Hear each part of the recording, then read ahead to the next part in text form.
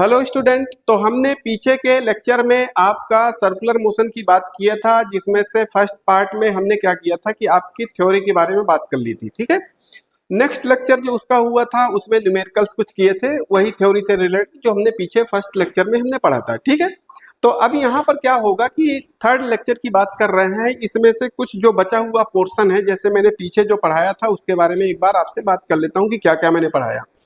मैंने बताया था सर्कुलर मोशन के बारे में। सर्कुलर मोशन कितने टाइप का होता है? दो टाइप का, एक यूनिफॉर्म था, एक नॉन यूनिफॉर्म था। ठीक है, जब सर्कुलर पाथ में कोई ऑब्जेक्ट मूव कर रहा था तो वहां पर क्या हो रहा था, एंगुलर डिस्प्लेसमेंट की भी बात किया था। ठीक, फिर उसके बाद एंगुलर वेलोसिटी की भी बात किया था और आपके एंगुलर एक्सेलरेशन की भी बात किया था। ये सारी सब कुछ बातें हम पीछे करके आ रहे हैं। ठीक है, उसी से रिलेटेड मैंने ज्यादा से ज्यादा उसमें से 12 से 13 न्यूमेरिकल भी सॉल्व करवाने की कोशिश किया था। अब जब कोई ऑब्जेक्ट किसी सर्कुलर पाथ में मूव करता है तो एक फोर्स एक्ट करता है जिसको कहते हैं सेंट्रीफ्यूगल फोर्स। ठीक है, जब कोई ऑब्जेक्ट किसी सर्कुलर पाथ पे मूव करता है तो उस पे एक फोर्स एक्ट करता है जिसको कहते हैं सेंट्रीफ्यूगल फोर्स। ये ध्यान रखिएगा, जो उस पे काम करता है। जो हम मान लेते हैं, अब ये ऑब्जेक्ट है, ये मूव कर रहा है। ठीक है, ये कोई एक ऑब्जेक्ट है, यहाँ पर ये किसी यूनिफॉर्म वेलोसिटी से मूव कर रहा है। वही यहाँ पर स्टेटमेंट में लिख रखा है, a body moving with a uniform velocity v on a circular path with radius r possesses radial acceleration इतना। यहाँ पर ये दे रखा है v square divided by r. V यहाँ पर वेलोसिटी थी, आर यहाँ पर रेडियस था।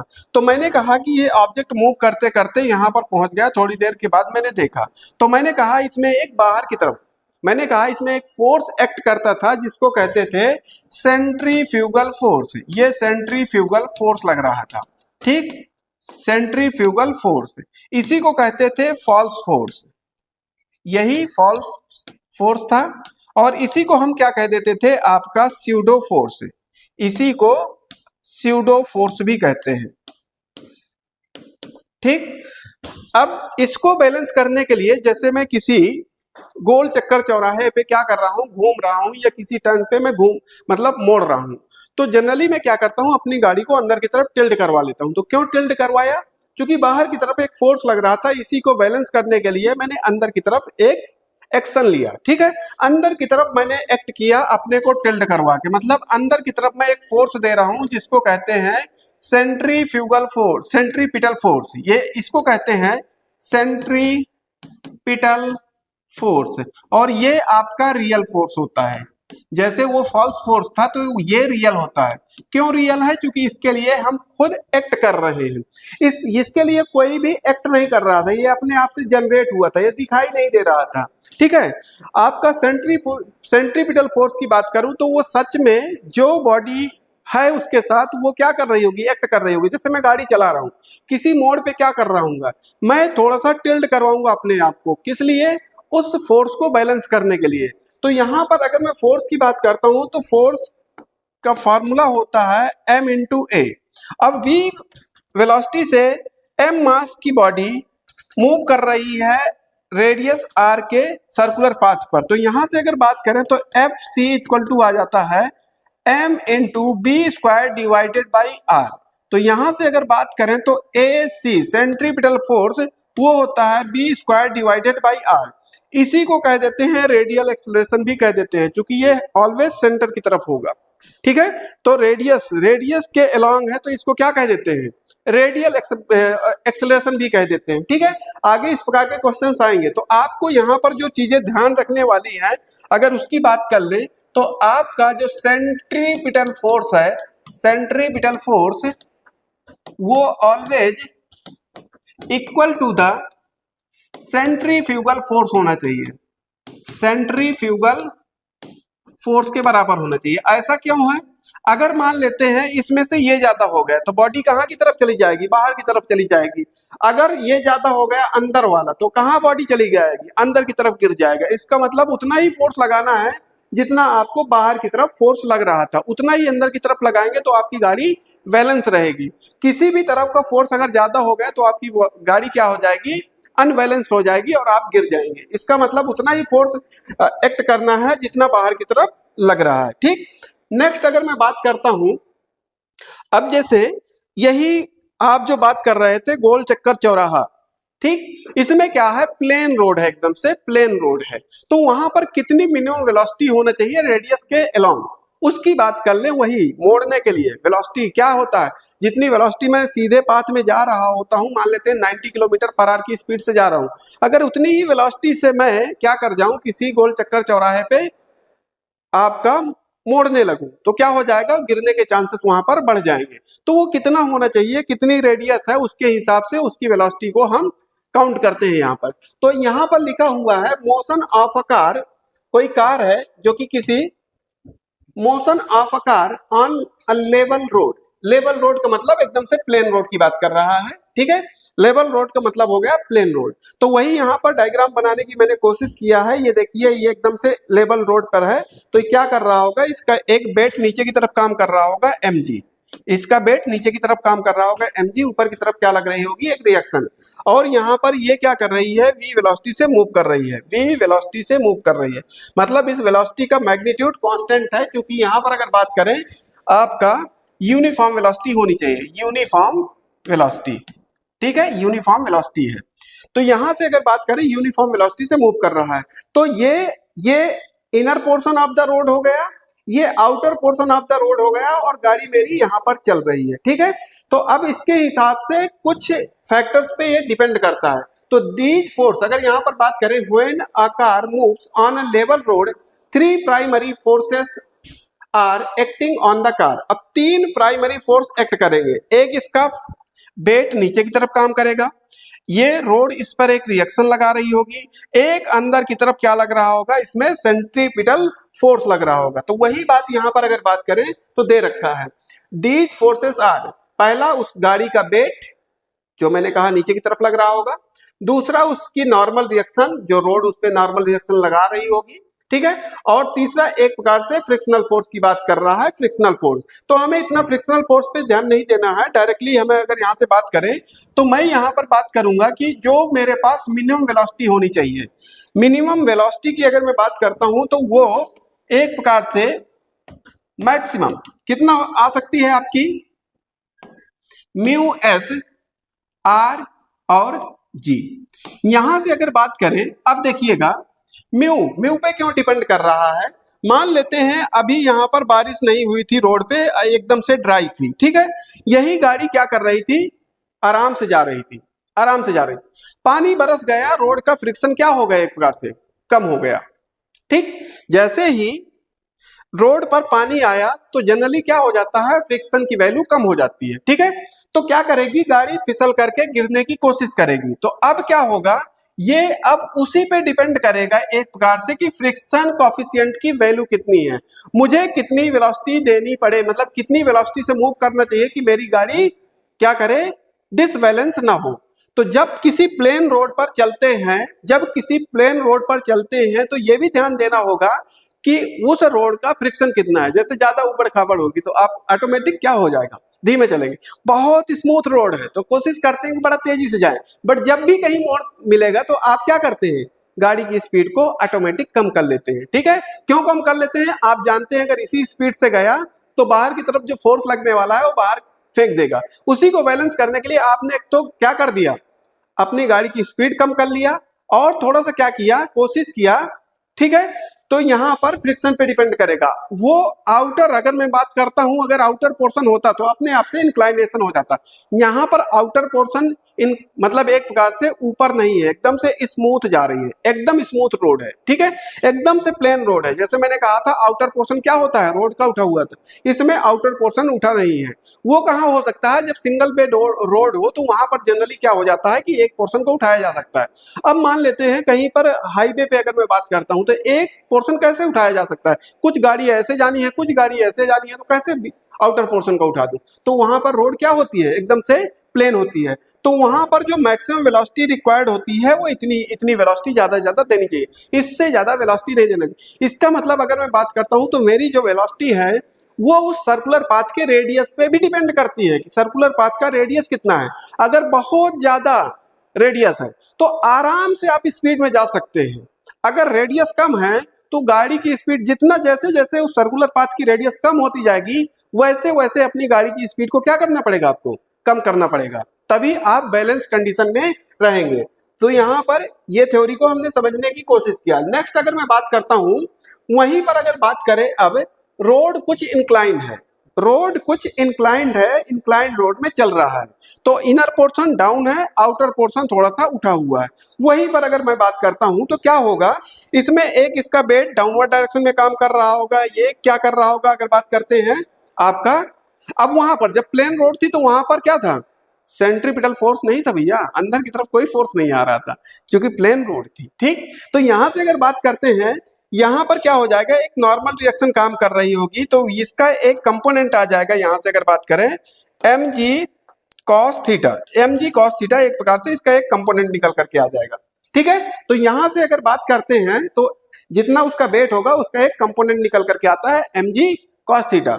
अब यहां से मैंने इसके कंपोनेंट करने की कोशिश किया है, नॉर्मल रिएक्शन के रिस्पेक्ट में अगर उसने कर दिया तो ठीक है, कोई दिक्कत नहीं है, ये नॉर्मल रिएक्शन ऐसे कर दिया, वरना आपको ये करना था, ठीक। तो इनसे कोई इतना इफेक्ट नहीं पड़ने वाला, हमें इस पे ज्यादा ध्यान नहीं देना है, हमारे जो मतलब की चीज है उस पे ज्यादा ध्यान देना है। हमसे इसके नॉर्मल रिएक्शन और ये सब कुछ नहीं पूछा जाएगा, वेट नहीं पूछा जाएगा, हमसे जनरली आपकी वेलोसिटी पूछी जाती है। इस कारण से मैं यहाँ पर बात करता हूँ। तो यहाँ पर लिखा हुआ है circular motion on a bank road, मतलब वही इंक्लाइंड रोड, ठीक है, टर्निंग एट रोड्स, ठीक है, जहां पर मोड़ होती है, मोड़ पे बात कर रहा है। तो यहां पर लिखा हुआ है the frictional effect on a motion of a vehicle can be reduced if the road is slightly banked. क्यों ऐसा होगा, ये फ्रिक्शन फोर्स की वैल्यू कम हो जाएगी क्योंकि अंदर की तरफ एक फोर्स एक्स्ट्रा काम करने लगेगा। तो इसका मतलब जो बाहर की तरफ लगने वाला फोर्स था वो एक प्रकार से कम हो जाएगा, अंदर की तरफ फोर्स ज्यादा लगने लगेगा, ठीक है। तो यहां पर कह रहा है road is slightly bank inclined on the outer end edge shown in the figure below, ये फिगर में शो किया गया। तो अब यहां पर इंक्लाइन जब रोड हो गई तो ज्यादा कुछ नहीं इसमें जोड़ना है, एक चीज और जोड़ देना है, जैसे बी मैक्स अभी मैंने पीछे किया था प्लेन रोड के लिए, वो था म्यू एस आर जी, ये था। इसमें क्या हुआ, कितने एंगल से इंक्लाइंड है वो tan थीटा, और इसमें ऐड ऑन कर देंगे, काम खत्म। बस यही हमें याद रखना है। मुझे यहाँ पर सिर्फ वेलोसिटी के बारे में बात करना है, मुझे और कोई मतलब नहीं है। मैंने कहा जब किसी प्लेन रोड पर गाड़ी आपकी मुड़ रही होगी, किसी सर्कुलर पाथ पे चल रही होगी, तो वहां पर मैं मैक्सिमम वेलोसिटी कितनी दे दूं, v max equal to root के अंदर आपका mu s r g, mu s static friction की वैल्यू थी, ठीक है, आर वहां पर रेडियस था, जी आपका ग्रेविटेशनल एक्सेलरेशन था। जैसे इंक्लाइन रोड पे बात करने लगे तो बी मैक्स की वैल्यू कितनी हो गई, वो तो रहेगा ही पीछे का कंपोनेंट, tan थीटा उसके साथ एक्स्ट्रा आ जाएगा, कम खत्म, बस इतना याद कर लो, ठीक है। तो अब इसी से कुछ रिलेटेड क्वेश्चन करते हैं जो हमने अभी तक पढ़ा, ठीक है। अच्छा, थोड़ा सा कुछ पॉइंट समझ लेते हैं जो अभी तक एक प्रकार से मैं कहूँ समरी जो अभी तक हमने चैप्टर में पढ़ा, क्योंकि इसी के बाद हमारा ये चैप्टर क्लोज हो जाएगा, तो एक प्रकार से समरी की बात कर लेते हैं। पहला हमने पढ़ा था for uniform circular motion the speed of motion will be constant b equal to r omega, ये पढ़ा था, ठीक है, and the radial acceleration is omega square into r, ये भी पढ़ा था, पीछे हम पढ़ करके आए हैं। आगे लिखा हुआ है in a circular motion velocity keeps changing its direction thus the radial acceleration is always non zero. जब भी वेलोसिटी चेंज हो रही होगी तो अंदर वाला एक्सेलरेशन की वैल्यू क्या होगी, नॉन जीरो रहेगी, जीरो नहीं हो सकती। आगे अगर बात करते हैं in a uniform circular motion tangential acceleration is zero, tangential क्योंकि वेलोसिटी का मैग्नीट्यूड क्या हो रहा होगा, चेंज नहीं हो रहा, यूनिफॉर्म है, ठीक है। अगर वेलोसिटी का मैग्नीट्यूड चेंज नहीं हो रहा होगा, वेलोसिटी की डायरेक्शन भले भी चेंज हो रही हो, इसका मतलब वहां पर क्या होगा, टेंजेंशियल एक्सेलरेशन की कोई भी वैल्यू नहीं आएगी, क्योंकि टेंजेंशियल एक्सेलरेशन की अगर मैं यहाँ पर बात करता हूँ तो वो क्या हो जाएगा, change in velocity per unit time. अगर यहाँ पर मैं at की बात करूं तो यहाँ पर क्या हो जाएगा, change in velocity per unit time, ये आएगा। तो जब वेलोसिटी चेंज ही नहीं हो रही, यहाँ पर यूनिफॉर्म है, यूनिफॉर्म वेलोसिटी लिखी हुई है, तो इसका मतलब क्या होगा, वहां पर आपका टेंजेंशियल एक्सेलरेशन की वैल्यू जीरो हो जाएगी। While in a non-uniform circular motion, tangential acceleration can take either a positive और निगेटिव वैल्यू। हाँ, ये बिल्कुल हो सकता है, जब किसी नॉन यूनिफॉर्म वेलोसिटी से किसी सर्कुलर पाथ में कोई ऑब्जेक्ट मूव कर रहा होगा तो वहां पर उसकी जो टेंजेंशियल एक्सेलरेशन की वैल्यू पॉजिटिव भी हो सकती है, निगेटिव भी हो सकती है। मान लेते हैं वेलोसिटी डिक्रीज कर रही है तो फाइनल माइनस इनिशियल निगेटिव आ जाएगा। मान लेते हैं वेलोसिटी बढ़ रही है, फाइनल माइनस इनिशियल पॉजिटिव आ जाएगा। तो उसके हिसाब से वहां पर बात हो जाएगी, ठीक है। The resulting acceleration in non uniform circular motion given by ये, हाँ रिजल्टिंग जो होगा वो वैल्यू ये हो जाएगी, ये बात मान लिया, ठीक है। तो यहां पर अगर आगे बात करते हैं, नेक्स्ट पॉइंट की बात करें, work done is zero by the centripetal force as the centripetal force is perpendicular to the displacement through the circular motion। मैंने शायद ये बात बताई थी पीछे भी कि अगर मान लेते हैं कोई ऑब्जेक्ट किसी सर्कुलर पाथ पर मूव कर रहा है, कोई ऑब्जेक्ट किसी सर्कुलर पाथ पर मूव कर रहा है, तो यहां पर अगर बात करें एक अंदर की तरफ फोर्स लग रहा है सेंट्रीपिटल, छोटा सा यहाँ पर कट किया तो यहाँ पर 90 डिग्री का एंगल बना, तो यहाँ पर ds हुआ। मान लेते हैं यही ऑब्जेक्ट यहाँ पर पहुंच गया तो यहाँ पर देखा तो ये 90 डिग्री का एंगल बन रहा है। तो यहाँ पर वर्क का फॉर्मूला क्या होता है, force into displacement cos theta. जब cos 90 हो जाएगा तो इसका मतलब वर्क डन की वैल्यू क्या हो जाएगी, जीरो हो जाएगी। तो जैसे कोई सैटेलाइट लॉन्च करते हैं वो एक अपनी ऑर्बिट में क्या करती है, रिवॉल्व करती है, ठीक है, अपनी ऑर्बिट में रिवॉल्व करती है। मैं सैटेलाइट को जब लॉन्च करता हूं तो उसमें फ्यूल दे करके उसको उस ऑर्बिट तक पहुंचाया जाता है। अब इतना फ्यूल थोड़ा ना भर करके भेजा गया है कि अनलिमिटेड टाइम तक उसके साथ क्या करता रहे, वो बर्न होता रहे और वो सैटेलाइट चलती रहे। तो जब वहां पर कोई काम ही नहीं करवा रहा है, मतलब कोई काम ही नहीं हो रहा, तो वहां पर एनर्जी की जरूरत ही नहीं पड़ रही। इस कारण से मुझे सिर्फ उस सैटेलाइट को कहां तक कितना फ्यूल देना होता है, सिर्फ ऑर्बिट में प्लेस करवाने के लिए और एक कांस्टेंट वेलोसिटी देने के लिए। जैसे ही उस कांस्टेंट मैंने उसको एक कांस्टेंट वेलोसिटी दे दिया, उतनी वेलोसिटी से क्या कर रही होती है, वो आपकी सैटेलाइट उस ऑर्बिट में रिवॉल्व करती रहती है, ठीक है। फिर उसमें फ्यूल की जरूरत नहीं पड़ती है क्योंकि वो काम करवा नहीं रहा, काम करवाएगा नहीं तो एनर्जी की जरूरत नहीं पड़ेगी, ठीक है। नेक्स्ट अगर यहां पर बात करते हैं नेक्स्ट पॉइंट का, for a safe turn the coefficient of friction mu S between tyres and road is given by, हमेशा ये ज्यादा होना चाहिए टायर्स और रोड के बीच, इससे ये एक्सेलरेशन से, ठीक है। इसका मतलब इससे जब ज्यादा होगा तभी क्या बचेगा, वो एक प्रकार से आपका सेफ रहेगा, वरना क्या हो जाएगी, फिसल जाएगी गाड़ी। तो ये आपके कुछ पॉइंट्स थे जो हमने अभी तक में पढ़ा था। अब नेक्स्ट अगर मैं बात करता हूं, यहां से कुछ क्वेश्चन सॉल्व करने की कोशिश करते हैं। दे रखा है a particle is moving in a uniform circular motion with radius r in half revolution, the displacement and distance covered by the particle। ये क्वेश्चन शायद मैं पीछे करवा चुका हूं इस प्रकार के, आपको ये क्वेश्चन आ जाने चाहिए। यहां पर अगर मैं बात करूं तो कोई एक सर्कुलर पाथ है, ये सर्कुलर पाथ हो गया, यहां से इसकी रेडियस दे रखी है r, ठीक है। ऑब्जेक्ट यहां से मूव करना चालू करता है और जब आधा पाथ वो रिवॉल्व कर जाता है तब की बात कर रहा है। तो अगर ये सेंटर पॉइंट है तो r यहां है तो r यहां होगा, पहले यहां था अब यहां पर आ गया, तो ठीक है। डिस्प्लेसमेंट की अगर मैं बात करूं, डिस्प्लेसमेंट यहां पर कितना हो जाएगा, आपका 2r हो जाएगा।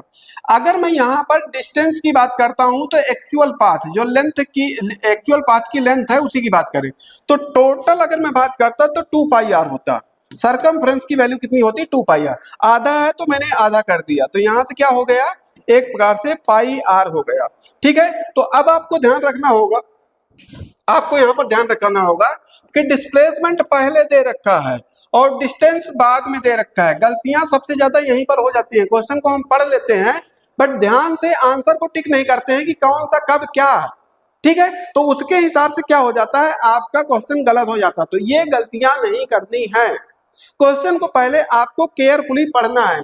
जब तक आपको क्वेश्चन समझ में ही नहीं आएगा तब तक आप आंसर कैसे निकाल लेंगे, और क्वेश्चन समझने के बाद उसको आंसर को भी समझना है कि क्या पहले पूछ रहा है, क्योंकि जब इस प्रकार के क्वेश्चन ज्यादातर होते हैं तो दोनों ऑप्शन दिए होते हैं, पहले वाला बाद वाला, बाद वाला पहले वाला, ठीक है। तो गलतियां यहीं पर कर देते हैं कि क्योंकि वैल्यू उसने निकाल दिया, ये नहीं ध्यान दिया जल्दबाजी में कि कौन सा वाला टिक करना था। तो डिस्प्लेसमेंट पहले दे रखा था, डिस्प्लेसमेंट कितनी है, 2r, तो 2r इस ऑप्शन में आ रहा है, 2r इस ऑप्शन में आ रहा है, तो ये लास्ट में आ रहा है, ये हो नहीं सकता है, ठीक है। और डिस्टेंस कितनी आ रही है, पाई r आ रही है, पाई r इसमें भी दिया था और पाई r इसमें भी दिया था, बट डिस्टेंस बाद में थी, इस कारण से पाई r बाद में आएगा, तो ये ऑप्शन आपका सही हो जाएगा, ठीक। नेक्स्ट अगर यहां पर बात करते हैं, नेक्स्ट क्वेश्चन दे रखा है आपका, the ratio of the frequencies of rotation of the r hand of clock and the earth edge. अब समझिएगा, अर्थ जो है अगर यहां से बात करते हैं, ये कोई अगर बात करें, ये वॉच है आपकी, मैंने यहां से देखना चालू किया, यहां से इसी ड्यूरेशन में यहां से अगर बात करें तो एक साइकिल कितने में कंप्लीट कर लेगी? 12 बार में। यही तो होगा, 12 बार में एक साइकिल कंप्लीट कर लेगी, यही तो हुआ। जबकि अगर मैं यहां पर बात करता हूं, जो आपकी अर्थ है वो एक साइकिल कितनी देर में कंप्लीट करेगी? अगर बात करें रोटेशन के, रिवॉल्यूशन नहीं, रोटेशन हो रहा है यहां पर, यह ध्यान रखिएगा, रोटेशन। तो अपने एक्सिस के अबाउट जो रोटेट कर रही है, जिससे दिन और रात हो रहे हैं, वो कितना टाइम लगता है? T इक्वल टू 24 आवर, ये होता है। तो यहां से अगर फ्रीक्वेंसी की बात करें तो वॉच के लिए फ्रीक्वेंसी कितनी हो जाएगी? 1/T1, और अर्थ के लिए कितनी हो जाएगी? F डैश कर देते हैं 1/T डैश। यहां से क्या किया मैंने? डिवाइड कर दिया। तो डिवाइड करने के बाद क्या आ गया आपका? F1 divided by F dash, वो कितना हुआ? T dash divided by T। अब T डैश की वैल्यू 24 आ रहा है और T की वैल्यू 12 है, तो यहां से कितना हुआ? 2 डिवाइडेड बाई 1, तो मतलब 2:1 हुआ। यही तो पूछा है। देखिएगा क्वेश्चन को फिर से ध्यान से पढ़िएगा। The ratio of the frequency of rotation of hour hand, जो आपकी घंटे वाली सुई है उसकी बात कर रहा है, और अर्थ के रोटेशन की बात कर रहा है, ये बात हुई है, ठीक है। तो अर्थ जो है 24 आवर में एक रोटेशन कंप्लीट कर पाती है, जबकि वहीं पर जो हैंड मतलब क्लॉक की हैंड वॉच है, तो एक प्रकार से अगर मैं बात करता हूं, आपका क्या घंटे वाली सुई है वो क्या हो जाती है? एक चक्कर जो है वो आपका 12 बार में कंप्लीट कर लेती है। तो वही मैंने यहां पर लिखा था, 12 बार में इसने कंप्लीट कर लिया। जो आपकी अर्थ है उसने 24 आवर में कंप्लीट कर लिया। फ्रीक्वेंसी का फार्मूला होता है आपका, फ्रीक्वेंसी और टाइम पीरियड का रिलेशन होता है F इक्वल टू 1/T। ये आपका एक रिलेशन होता है। इसी रिलेशन से मैंने फ्रीक्वेंसी का रेशियो निकाल दिया, तो क्या आ जाएगा? 2:1 आ जाएगा आपका, ठीक है। नेक्स्ट क्वेश्चन की अगर बात करते हैं, नेक्स्ट क्वेश्चन यहां पर दे रखा है, इसमें लिखा है the ratio of the angular speed of the minute hand of a clock to the that of its hour hand in. अब देखिएगा, यहां से अगर मैं बात करता हूं तो आपकी जो मिनट वाली सुई है, जो आपकी मिनट वाली सुई है उसकी बात कर लेते हैं। एंगुलर स्पीड दे रखा है ना यहां पर, तो जो आपकी अगर बात करते हैं तो यहां पर 360 का रोटेशन, 360 का रोटेशन करने में अगर बात करते हैं, थीटा जब एक साइकिल कंप्लीट कर जाएगी तो थीटा की वैल्यू क्या हो जाएगी? 2 पाई की वैल्यू हो जाएगी, यही तो होगा, ठीक है, 2 पाई। तो आपकी मिनट वाली के लिए अगर बात करें, मिनट वाली सुई के लिए, तो यहां से कितना हो जाएगा? मिनट वाली सुई के लिए आपका एक रोटेशन कंप्लीट करने के लिए जो टी की वैल्यू होगी वो कितनी? 1 आवर लगेगी, या उसी को क्या कह सकते हैं? 60 मिनट लगेगी, ये कह सकते हैं, ठीक है। या उसी को क्या कह सकते हैं? अगर बात करें यहां से, इतना ही ठीक है, 60 मिनट कह सकते हैं, ठीक है। नेक्स्ट अगर मैं बात करता हूं, यहां से आगे कह रखा है हैंड ऑफ अ क्लॉक, यहां पर that of speed of minute hand of clock that of hour hand.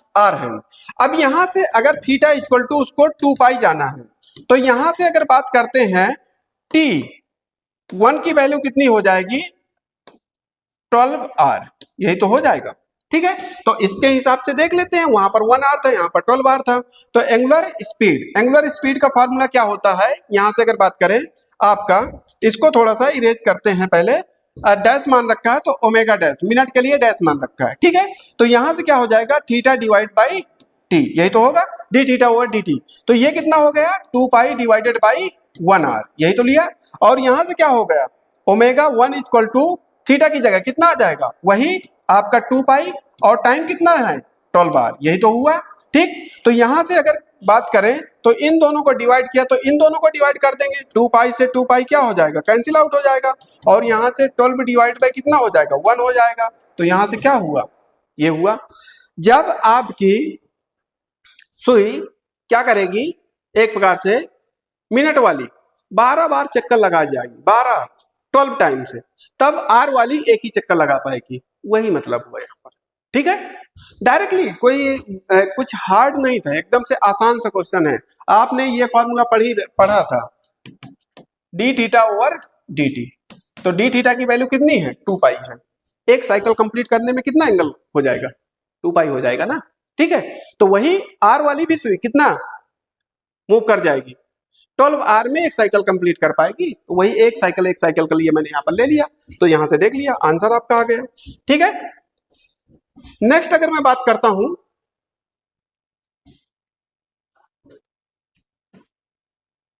Next यहां पर अगर बात करें, दे रखा है a particle describe a circular path of diameter 20 meter, ठीक है। अब किसी सर्कुलर पाथ की जो रेडियस है, अच्छा डायमीटर दे रखा है, ये ध्यान रखिएगा, जो डायमीटर है मतलब रेडियस को अगर मैं बात करता हूं तो d/2 होता है। तो d यहाँ पर 20 दे रखा है और ये 2 तो यहाँ से 10 मीटर हो गया, ये जरूर ध्यान रखना है।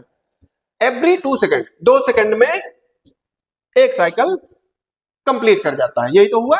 A particle describe a circular path of diameter इतना every 2 second, the average angular speed of the particle during 4 second is. 4 second के बाद उसकी जो एंगुलर, अगर बात करते हैं एंगुलर स्पीड, तो यहां से अगर बात करें तो आपका कितना आ जाएगा, थीटा, थीटा अगर मैं बात करता हूं थीटा, तो यहां से आप क्या कर सकते हैं, 4 सेकेंड के बाद, 4 सेकेंड के बाद तो ये गया और ये गया, ठीक है। तो टोटल कितना घूम गया, 2 पाई एक बार घूमा और 2 पाई एक बार घूमा, यही तो हुआ। और यहां से 4 सेकेंड, तो यहां से कितना आ जाएगा, अगर मैं बात करूं आपका 4 पाई डिवाइडेड बाई 4, तो यहां से कितना हो गया, एक प्रकार से आपका पाई रेडियन पर सेकेंड, पाई रेडियन पर सेकेंड हो जाएगा, ठीक है। पाई रेडियन पर सेकेंड ये आ जाएगा। क्योंकि आपका यहां पर ध्यान रखिएगा क्या पूछा है, एंगुलर स्पीड पूछा है भैया, एंगुलर स्पीड। एंगुलर स्पीड के लिए फॉर्मूला क्या होता था, D theta over D T, ये ध्यान रखिएगा, D theta over D T. तो एक साइकिल कंप्लीट करने में उसको 2 पाई, अगली साइकिल 2 पाई, मतलब कितना घूम गया, इतना घूम गया। तो टोटल डिस्प्लेसमेंट 2 पाई प्लस 2 पाई, और टाइम कितना 4, आंसर आपका आ गया। तो ये ध्यान रखिएगा, यहां पर आप इस वैल्यू के चक्कर में मत फंस जाइएगा, ठीक है, कि टोटल डिस्प्लेसमेंट करने लगे और टोटल डिस्प्लेसमेंट के हिसाब से आप कहें एक चक्कर ये जीरो, हाँ जीरो आंसर में मिल नहीं रहा, कहां चला गया, हाय दैया, तो वो वाली बात नहीं करिएगा, वो आपका लीनियर वेलोसिटी के लिए आएगा, ठीक है। तो ये क्वेश्चन आपको ऐसे टैकल करना पड़ेगा। नेक्स्ट क्वेश्चन की अगर मैं बात करता हूं, यहां पर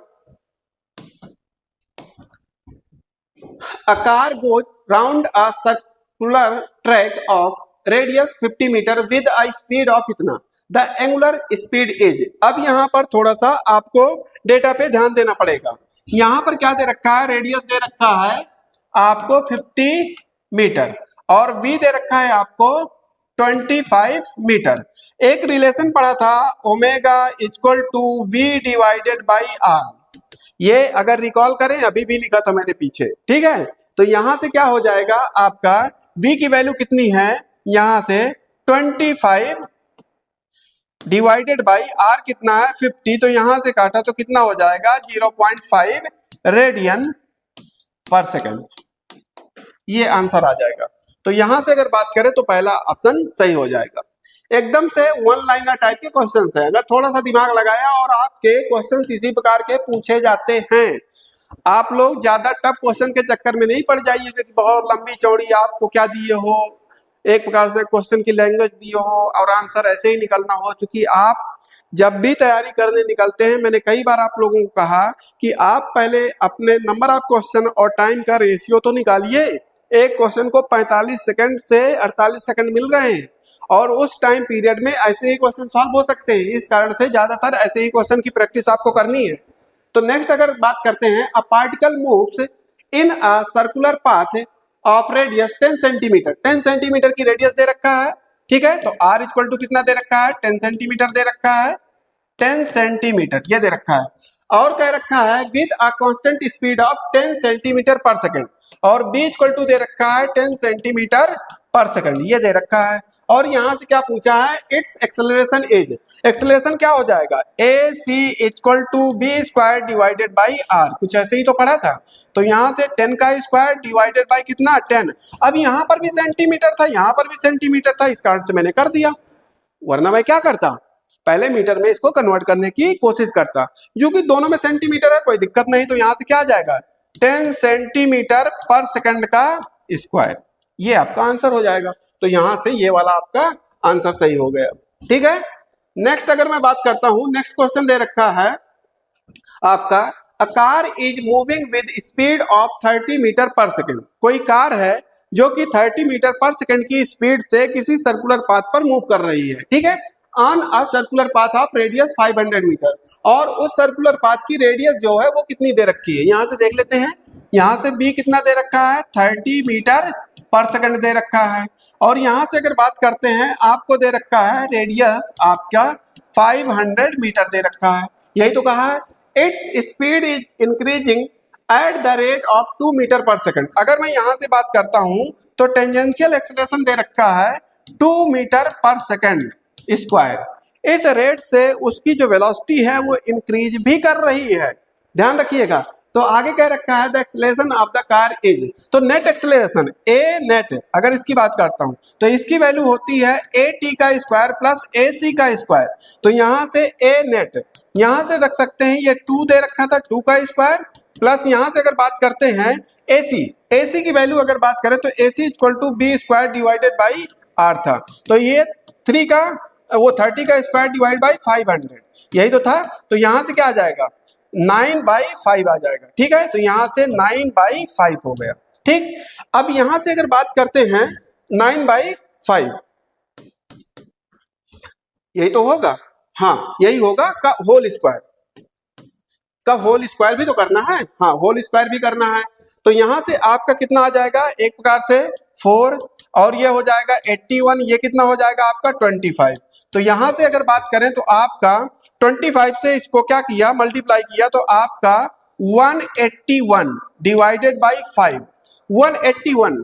अब इसका रूट निकालेंगे और क्या करेंगे, आपका आंसर ले लेंगे, ठीक है। तो अगर यहाँ पर 196 होता, 196 होता तो कितना होता, मैं थोड़ा सा रैंडम जाने की बात कर रहा हूं, 196 होता, ठीक है। 196, 196 मतलब किसका स्क्वायर, 196 किसका स्क्वायर, अगर मैं बात करता हूं तो 14 का स्क्वायर होता है, ठीक है। तो यहां से क्या हुआ, एक प्रकार से मैं अगर मान लूं कि ये 14 है डिवाइडेड बाई 5 तो कितना आ जाएगा, एक प्रकार से 2 पॉइंट में कुछ आना है, तो 2 पॉइंट में यही आंसर दे रखा है, आपका आंसर सही हो गया।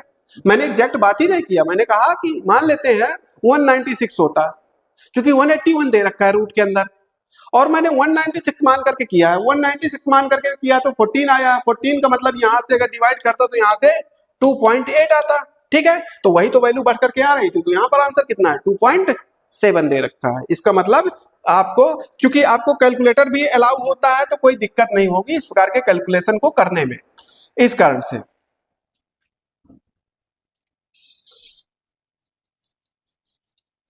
नेक्स्ट अगर क्वेश्चन की बात करते हैं, नेक्स्ट दे रखा है, next question, 2 particles with their masses in the ratio, उनके मासेस का रेशियो ये दे रखा है कि इस रेशियो में उनके मास है, ठीक है। तो यहां पर m1 डिवाइडेड बाय m2 की वैल्यू दे रखा है 2:3। आगे कह रखा है perform uniform circular motion, uniform circular motion है वर्थ ऑर्बिटल रेडियस इज इतना, जहां पर ऑर्बिटल रेडियस का रेशियो दे रखा है r1 डिवाइडेड बाई r2 की वैल्यू दे रखा है 3:2, ये दे दिया है। तो कह रखा है if the centripetal forces acting on them is the same, अगर सेंट्रीपिटल फोर्स की वैल्यू सेम है तो यहां से क्या कह सकते हैं आपका, अगर मैं यहां से बात करूं तो F1 इक्वल टू यहां से दे रखा है m1b1 का स्क्वायर डिवाइडेड बाई r1, और यहां से दे रखा है F2 इक्वल टू m2b2 का स्क्वायर डिवाइडेड बाई r2। यही तो होता है सेंट्रीपिटल। सेंट्रीपिटल एक्सेलरेशन की, सेंट्रीपिटल फोर्स की वैल्यू कितनी होती है? mb square divide by r, यही तो होती है। तो मैंने 1 के लिए मान लिया तो 1 सब में लगा दिया, 2 के लिए मान लिया सब में 2 लगा दिया। अब यहां से एक चीज दे रखा था, यूनिफॉर्म सर्कुलर मोशन, ये ध्यान रखिएगा। तो यहां से v1 इक्वल टू क्या दे रखा है? v2 दे रखा है, और क्या दे रखा है? सेम है, ये सेंट्रीपिटल फोर्स सेम है। तो यहां से अगर बात करें तो आप ये लगा सकते हैं कि F1 इक्वल टू F2। तो यहां से F1 की वैल्यू कितनी दे रखी है अगर बात करते हैं? The ratio of their speeds. अच्छा, रेशियो ऑफ देयर स्पीड्स ये नहीं दे रखा है, ध्यान रखिएगा, थोड़ा सा यहाँ पर मिस्टेक हो रही थी। देयर स्पीड्स, हाँ यूनिफॉर्म, मतलब ये v1 जो है ये चेंज नहीं होगी, b2 जो है वो चेंज नहीं होगी। इसका मतलब ये हुआ b1 जो है वो चेंज नहीं होगी, b2 जो है वो चेंज नहीं होगी। मतलब b1 उस सर्कुलर पाथ के लिए कांस्टेंट है, b2 उस सर्कुलर पाथ के लिए कांस्टेंट है। ठीक है, ये कहने का मतलब हुआ।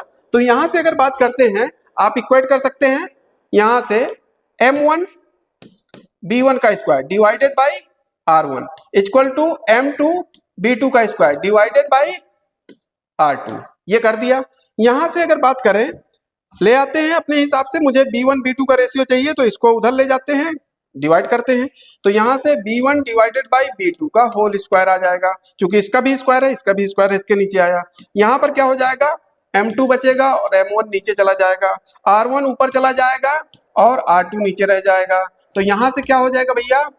m1 m2 की वैल्यू कितनी दे रखा था? 2/3 दे रखा था, तो 3/2 हो जाएगी। ध्यान रखिएगा 3/2 हो जाएगी, उल्टा हो गया। और r1 r2 3/2 दे रखा है, तो ये कितना हो गया? 9/4 हो गया। तो 9/2 यहां से स्क्वायर लगेगा तो यहां से कितना आ जाएगा? 3/2, रूट लग जाएगा ना, इधर से स्क्वायर हटेगा तो रूट लग जाएगा। तो 9 का रूट कितना हो जाएगा? 3, और इसका क्या हो जाएगा? आपका 2 हो जाएगा। तो यहां से जो आपका फाइनल आंसर आया वो आपका यही आया, 3√2। ठीक, नेक्स्ट अगर मैं यहां पर बात करता हूं, नेक्स्ट क्वेश्चन दे रखा है। नेक्स्ट क्वेश्चन में दिया है आपका, the acceleration of an athlete running at 36 kilometre per hour. कोई एथलीट है जो 36 किलोमीटर पर आवर की स्पीड से क्या कर रहा है? रिवॉल्व कर रहा है। When negotiating a turn of radius 25 meter is इतना। तो यहां से अगर बात करें तो एक्सेलरेशन आपको बात करना है। तो यहां से अगर बात कर दें तो आपका इसकी वैल्यू को पहले चेंज करो। तो v कितना आया आपका? v इक्वल टू कितना आ जाएगा भैया? 36 किलोमीटर पर आवर। तो पहले इसको मीटर पर सेकंड में चेंज करो, क्यों? क्योंकि आपको रेडियस इसमें दे रखी है। तो 36 मल्टीप्लाई 5/18 मीटर पर सेकंड, ये आया। तो यहां से ये काटा तो ये कितना आ गया? 10 मीटर पर सेकंड आ गया। ठीक, अब यहां से आपका एक्सेलरेशन की वैल्यू बात किया, तो एक्सेलरेशन इक्वल टू क्या हो जाएगा? AC equal to B square divided by r हो जाएगा। तो b की वैल्यू कितनी है? 10 का स्क्वायर, और ये वैल्यू कितनी है आपकी? 25। तो यहां से ये आया आपका 100, ये आया आपका 25, यहां से क्या हो जाएगा? 4 मीटर पर सेकंड स्क्वायर। तो आपका 4 metre per second square answer हो गया। ठीक है, एक एक लाइन के एकदम से क्वेश्चन है। अब थोड़ा सा इसको समझ लेते हैं, एकदम से छोटा सा पॉइंट है, ज्यादा कुछ चीजें पढ़नी नहीं है।